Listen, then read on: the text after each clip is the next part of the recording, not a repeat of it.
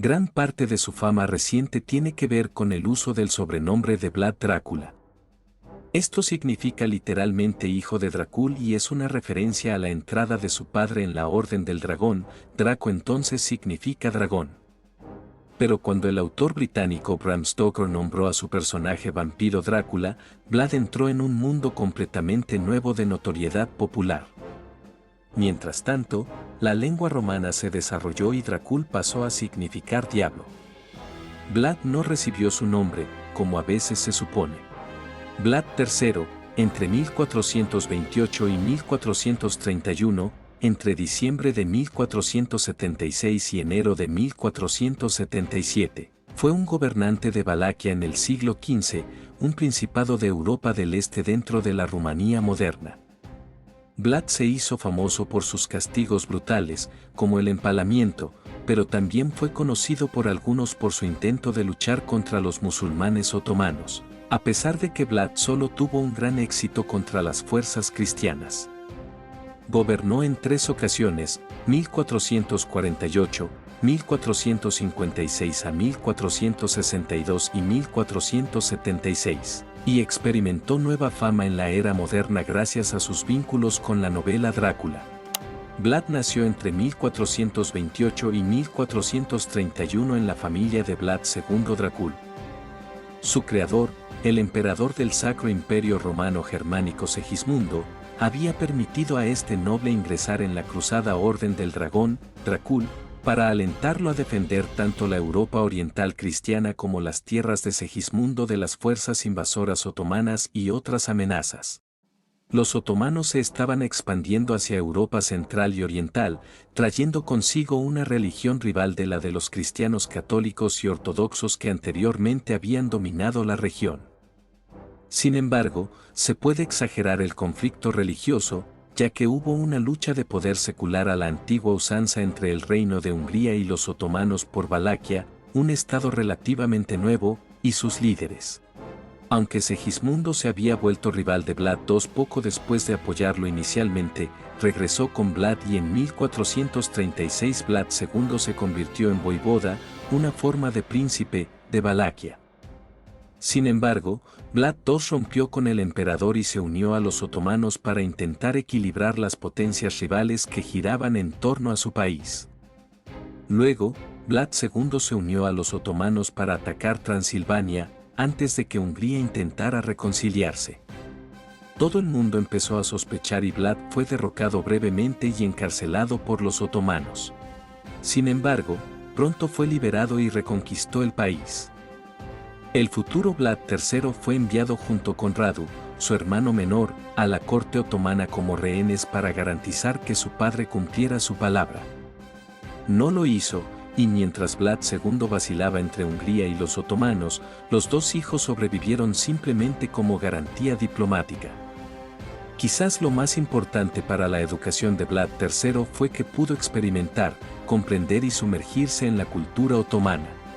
Vlad II y su hijo mayor fueron asesinados por boyardos rebeldes, nobles valacos, en 1447, y el gobernador prohúngaro de Transilvania, llamado Hunyadi, puso en el trono a un nuevo rival llamado Vladislav II. En algún momento, Vlad III y Radu fueron liberados, y Vlad regresó al principado para comenzar una campaña destinada a heredar la posición de su padre como voivoda, lo que provocó un conflicto con los boyardos, su hermano menor, los otomanos y otros. Valaquia no tenía un sistema claro de herencia al trono. En cambio, los hijos del titular anterior también podían reclamarlo, y uno de ellos solía ser elegido por un consejo de boyardos. En la práctica, fuerzas externas, principalmente los otomanos y húngaros, podrían apoyar militarmente a los pretendientes amigos al trono. Lo que siguió fueron 29 reinados separados de 11 gobernantes distintos, desde 1418 hasta 1476, incluido Vlad III 3 veces. Fue a partir de este caos, y de un mosaico de facciones de boyardos locales, que Vlad buscó primero el trono y luego establecer un estado fuerte mediante acciones audaces y terror absoluto. Hubo una victoria temporal en 1448 cuando Vlad aprovechó una cruzada antiotomana recientemente derrotada y su captura de Hunyadi para tomar el trono de Valaquia con el apoyo otomano. Sin embargo, Vladislav II pronto regresó de la cruzada y expulsó a Vlad. Vlad tardó casi otra década en tomar el trono como Vlad III en 1456.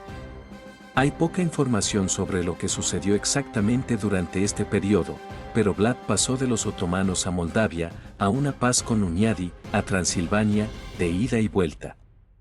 Entre estos tres, una pelea con Hunyadi, un apoyo renovado de él, empleo militar y, en 1456, una invasión de Valaquia, en la que Vladislav II fue derrotado y asesinado.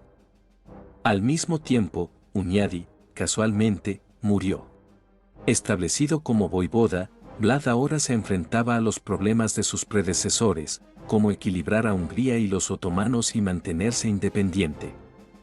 Vlad comenzó a gobernar de una manera sangrienta diseñada para infundir miedo en los corazones de oponentes y aliados por igual.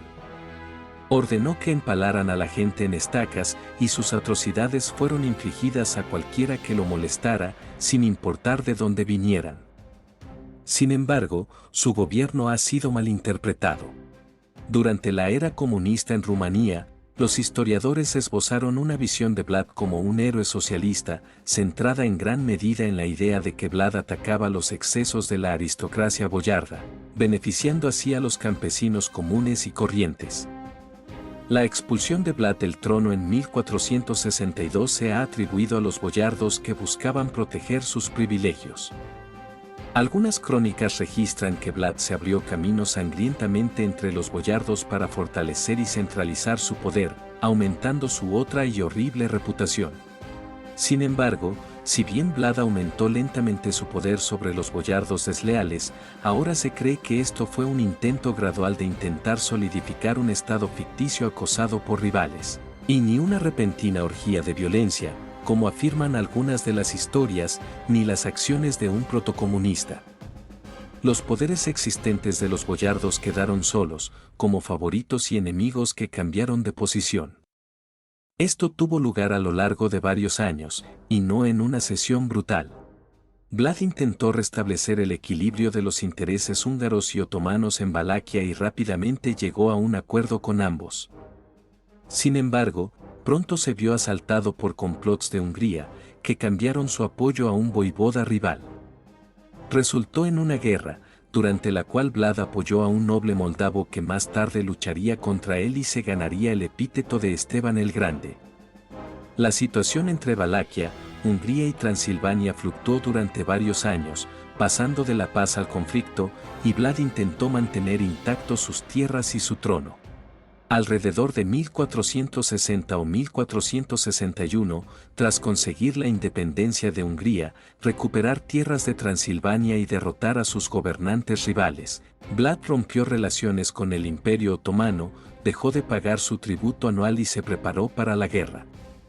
Las partes cristianas de Europa avanzaban hacia una cruzada contra los otomanos. Es posible que Vlad haya estado cumpliendo un plan de independencia a largo plazo, falsamente impulsado por su éxito contra sus rivales cristianos, o planeando un ataque oportunista mientras el sultán estaba en el este. La guerra con los otomanos comenzó en el invierno de 1461 a 1462, cuando Vlad atacó las fortalezas vecinas y saqueó tierras otomanas. La respuesta fue la invasión del sultán con su ejército en 1462, con el objetivo de instalar al hermano de Vlad, Radu, en el trono. Radu había vivido en el imperio durante mucho tiempo y estaba predispuesto a los otomanos, no planeaban establecer un gobierno directo sobre la región. Vlad se vio obligado a retroceder, pero no sin antes realizar una atrevida incursión nocturna para intentar matar al propio sultán. Vlad aterrorizó a los otomanos con un campo de gente empalada, pero Vlad fue derrotado y Radu tomó el trono. Vlad no derrotó a los otomanos, como han afirmado algunos de los historiadores procomunistas y pro-Vlad, y luego cayó en una revuelta de boyardos rebeldes.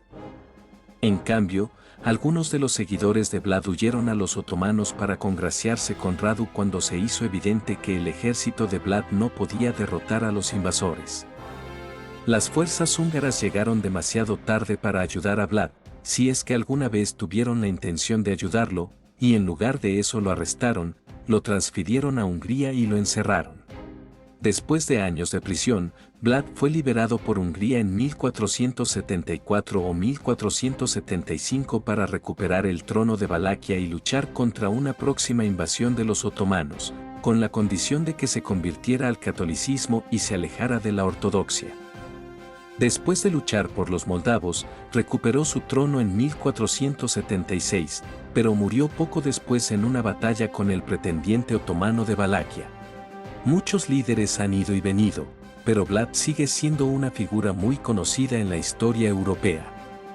En algunas partes de Europa del Este es un héroe por su papel en la lucha contra los otomanos, aunque luchó contra los cristianos en la misma medida y con mayor éxito, mientras que en gran parte del resto del mundo es famoso por sus castigos brutales, sinónimo de crueldad y sed de sangre. Los ataques verbales contra Vlad se estaban extendiendo mientras aún estaba vivo, en parte para justificar su encarcelamiento y en parte como resultado del interés humano por su brutalidad. Vlad vivió en una época en la que estaba surgiendo la imprenta, y Vlad se convirtió en una de las primeras figuras de terror en la literatura impresa. Hasta luego.